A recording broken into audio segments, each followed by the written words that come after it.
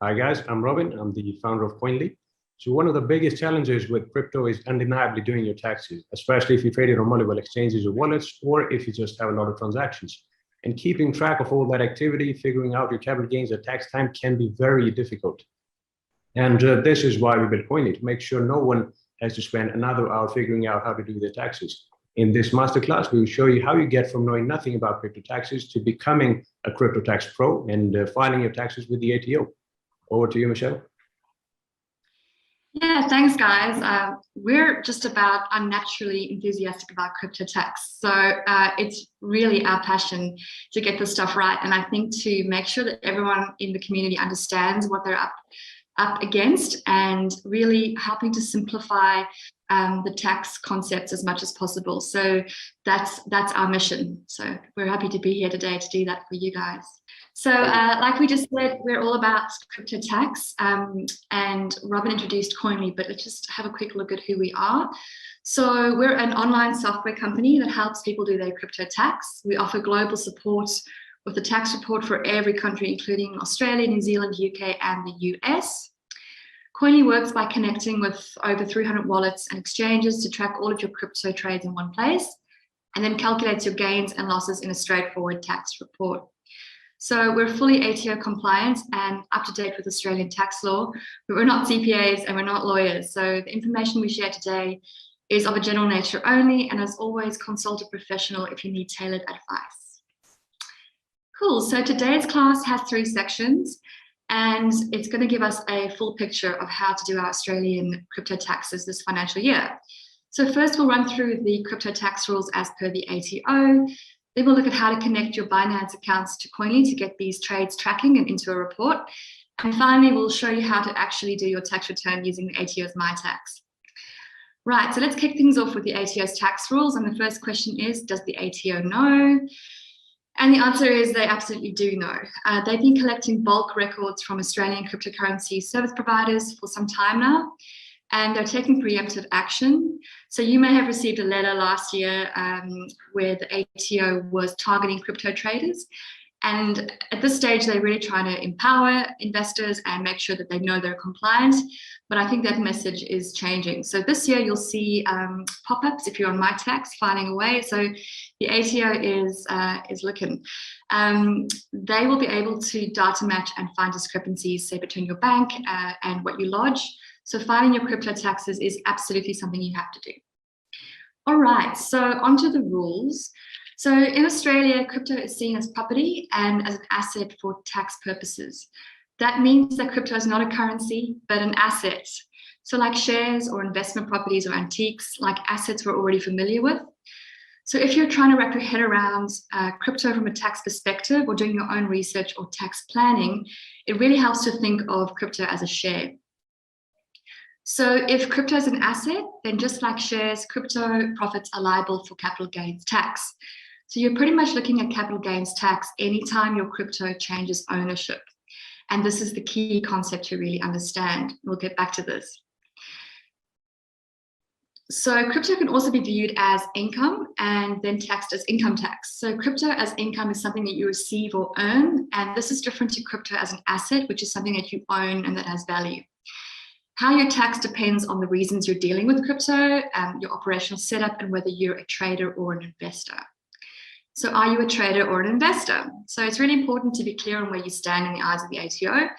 The goal of an investor is to gradually build their wealth over time through the buy and hold of a portfolio of investments. This could include crypto. These are typically individuals like you and me, and we're looking to see a return in the long run. Traders are often businesses. They're buying and selling all the time. They're looking for quick wins, and they'll have more short-term gains. So the key thing is an investor is taxed mostly under capital gains, while a trader is taxed mostly under income tax.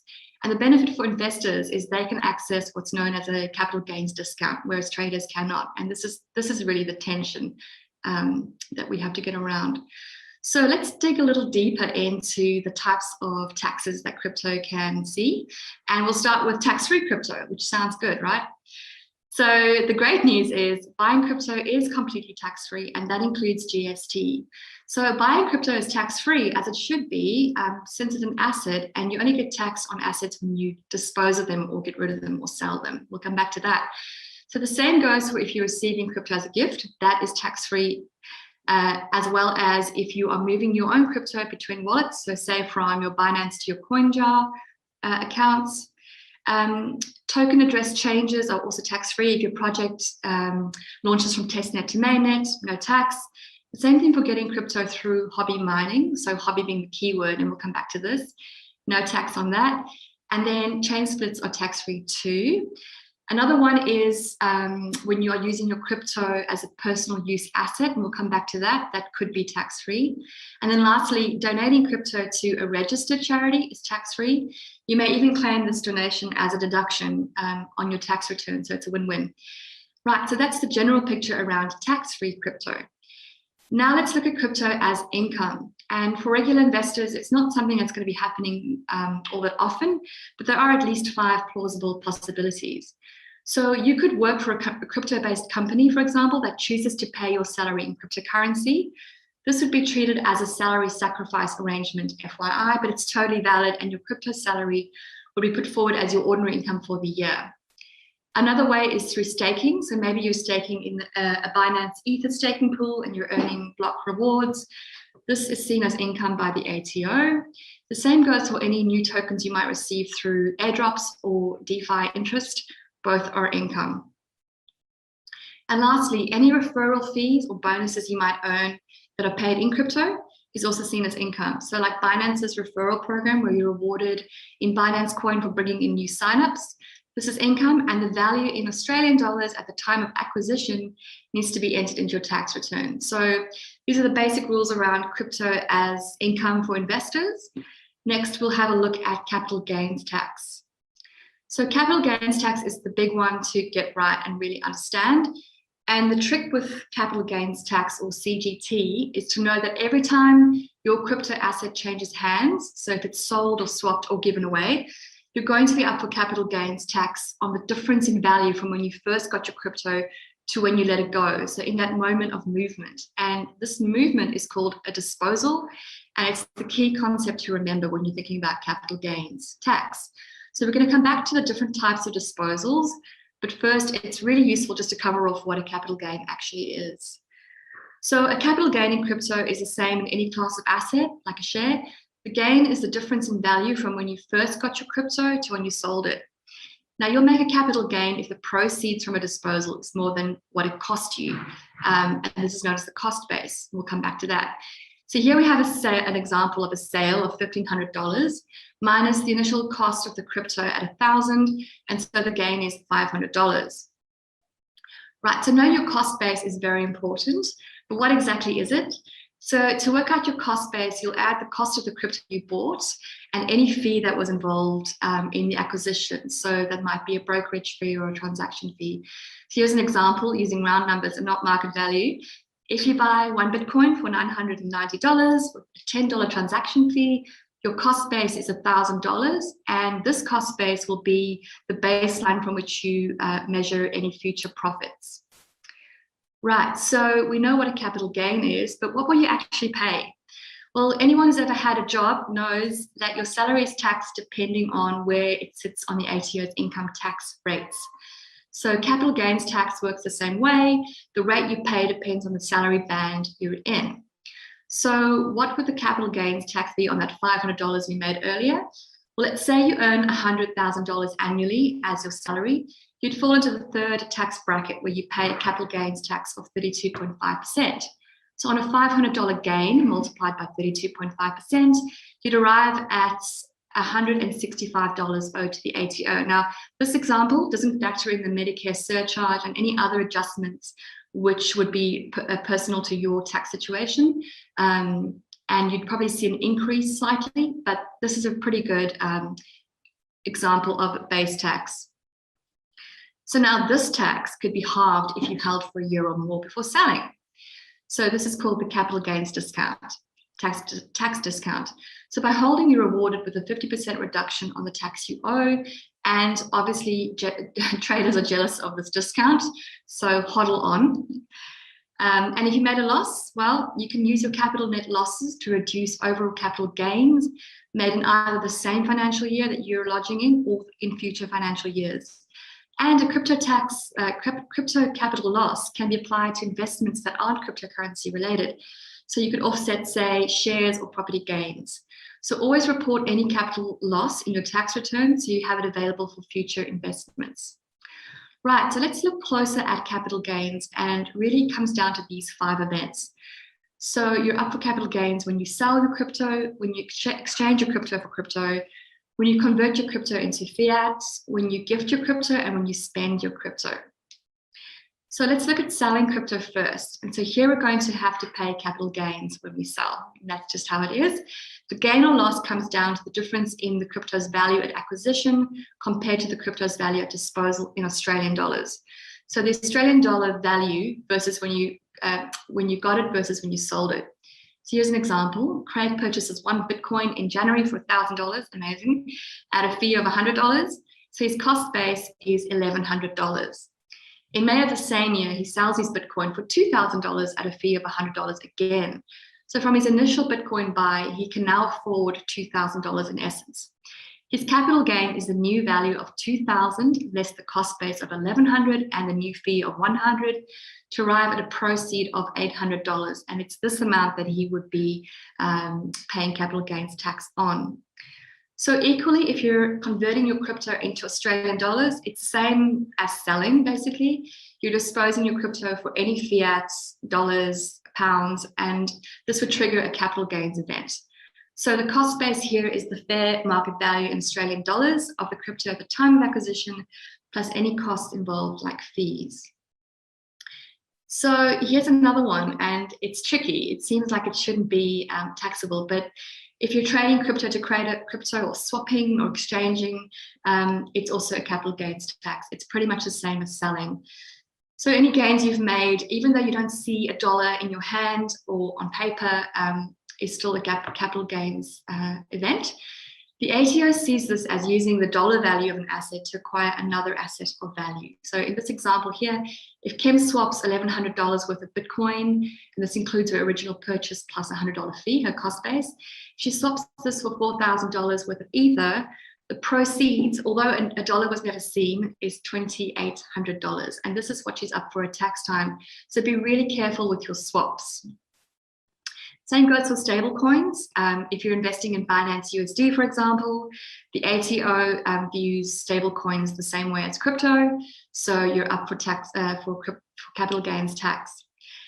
And then gifting. So unfortunately, if you're gifting crypto to anyone, it's a disposal and you need to pay capital gains tax on the difference in value again. So just a reminder that if you're receiving crypto as a gift, you're good, you're all good, until the time that you decide to dispose of your crypto gift. So in the story here of Jeff giving his mum Bitcoin for Mother's Day, he pays capital gains even though he's giving the asset away and he hasn't seen a cent in return, but he's earned brownie points, right? And that's the way I rationalize paying crypto gift tax. You're paying for the brownie points you earn. So hopefully that helps. And then finally, the personal use asset rule. Now, this is a way for people to buy assets that they don't need to pay capital gains tax on later. So say your personal car or a washing machine or a PlayStation, if it's for personal use and the value of the item is under $10,000, you could claim the asset as a personal use asset. Now, this is exciting for crypto investors because there's obviously a lot of things online that we could buy and maybe dodge a bit of capital gains tax.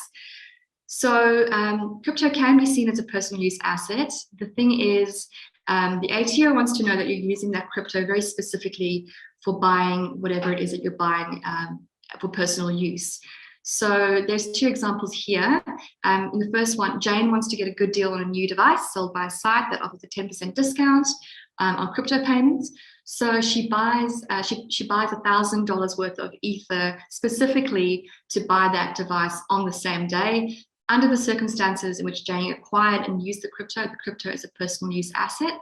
It's a different story for Kevin over here, who has been regularly keeping crypto in a wallet for months. He's an investor and he sees the same deal online and he wants to basically buy through crypto and score a personal use asset.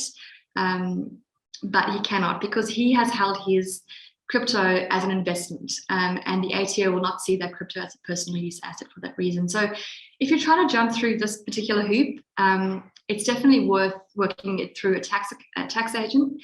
If you've been holding your crypto for some time, you're probably not going to be able to use it as a crypto, as a personal use asset. All right, so the final thing around capital gains, taxes and losses is if you lose your private keys or your crypto is stolen, you may be able to claim a capital loss. So to claim a capital loss, the ATO will require you to provide evidence such as the amount of crypto you lost, your wallet's address, private key, etc., all the details. Again, really good to have a tax agent help you out if this is a place you find yourself in, unfortunately. All right, finally, I just wanted to come back to the mining question. So if you happen to be involved in any mining, maybe you've joined a pool and you're operating as a hobby, the ATO has really good lines about what a hobby is in terms of mining. Then the mining rewards you receive are not income, but assets, and you will be up for capital gains tax when you dispose of your tokens. So I just wanted to come back to that point. You can't claim any expenses if you're mining as a hobby. And of course, this is very different if you're trading. Here, the ATO would see you as earning income. So there is a lot of information on this difference if you are sort of sitting in the middle of that position. All right, so the final thing here is that as with any tax situation, any good bookkeeping, you'll need to keep records for at least 5 years. And this is detailed stuff with crypto. It's dates of acquisition, dates of disposal, its value in Australian dollars converted from USD.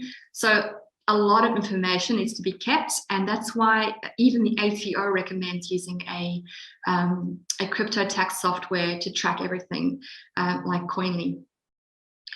All right, so that is the rules and the various ways in which you can be taxed. So in part 2, we'll look at how to actually get sorted for your tax return. So we're going to look at the first part, which is using Koinly. To get started with tracking, you'll need to sync all of your wallets and exchanges with Koinly. And so this can be done once you have an account. This could be done in stages. So as you acquire new wallets and exchanges, you could keep adding them in. But basically, the process would be to just grab all of your various wallets and sync them. Now, the same goes for Binance. You'd connect your account to Koinly, and this could be done through 2 ways, either through the API integration or through a CSV file upload.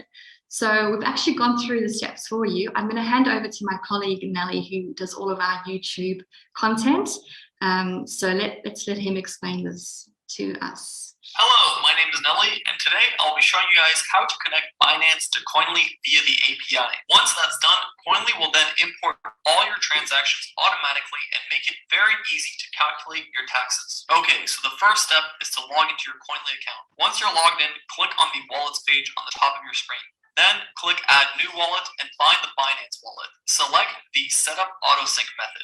Once you've selected that, it will ask for an API key and API secret, and I will show you exactly where to get those from Binance. Alrighty, heading over into Binance, on the top right corner of your screen, you will see a small icon which will take you to the API management page. The API key that you're creating requires a name. I usually give it a name like Koinly. Once you have the name, Binance will ask for 2-factor authentication, so make sure to have your phone around and your email logged in, ready to go. Once you have entered both of those codes, it will take you to the actual screen where you can copy and paste the key and the secret. One small note here is for the API restrictions, make sure Enable Reading is the only one selected. That's the only one Koinly actually needs access to.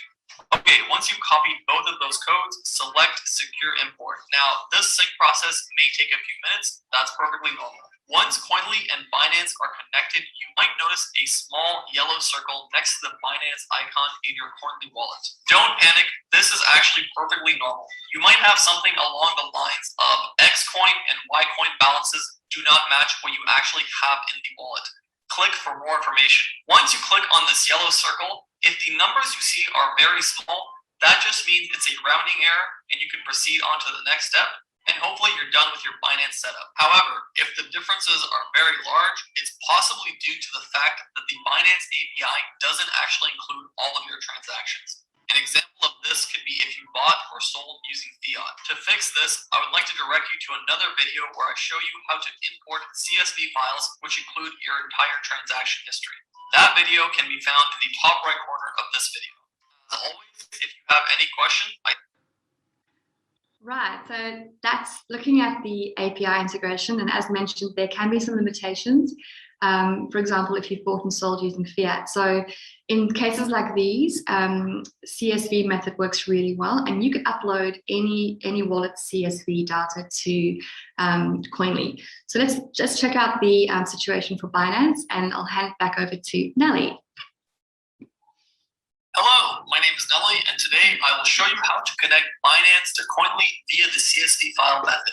Okay, just like before, to start, we log into Koinly, go into the wallets page, and add the Binance wallet.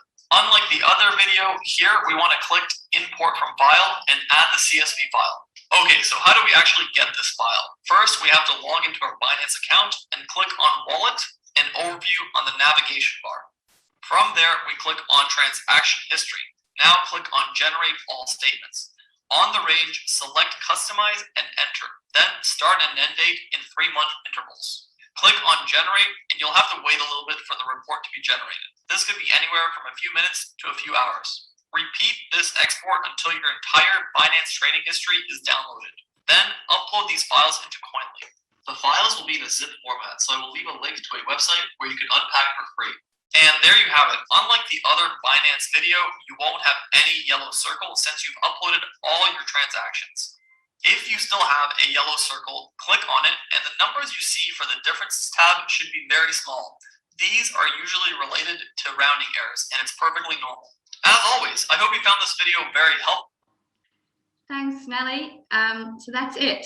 Next, we're going to look at the process of actually downloading your Koinly report. So once all your wallets and exchanges are tracking, you can very quickly gain a report from the Koinly dashboard. And I'm racing through the video here, but essentially you would download the report known as ATO report, My Tax, and that's going to give you your data in a format that is going to be really super easy to use for tax time. So just looking through the example again, you'll just check through your settings, make sure your home country is Australia, your base currency is AUD, and downloading that report, ATO report, My Tax is the one you want to look for. And here's a quick shot of the report. As you can see, there are some summaries there, and there is detail, obviously, as well included in the report. So the next thing we want to look at is how to actually file a tax return. How do we do this? So the good news is that your Koinly report has everything you need to file with easily, including itemized transaction detail. And the data is good enough for a tax agent as well as for the ATO if you should be called up for an audit. So that is great. Now, how you submit your return is really up to you, but we recommend filing with a tax agent if you've done anything really interesting in the last financial year. So if you've made any significant gains or losses, or if you're not sure if you're an investor or a trader, maybe you've lost your crypto, these would be instances where a tax agent would be a good call.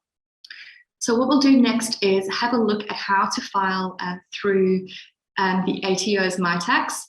So this is going to be a way for you to file on your own, and you'd use your Koinly report to do this. So I'm going to hand back over to Nelly, who's going to narrate for us the steps. Hello, my name is Nelly, and today I will be showing you guys how to do your crypto taxes online. So this is a video for mostly the Australian audience, so I hope you enjoy it. The first step of this process is to file your taxes online. You have to log into the ATO's My Tax from the MyGov website as shown on screen. From My Tax, head to Manage Tax Returns. Alrighty, from here on out, you're going to select the option for 2020-2021 return and follow step 1 to ensure that your contact details are up to date. After that, just as important, go on to step 2 and check that your financial institution details are correct. Alrighty, then on to step 3, where you need to personalize your tax return form by making a few relevant updates such as your marital status and other information.